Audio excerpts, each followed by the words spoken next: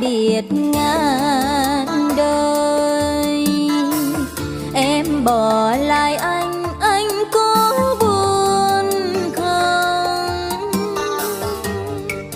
Em hỏi anh trả lời không, anh bảo anh biết rằng không bao giờ chúng mình xa nhau.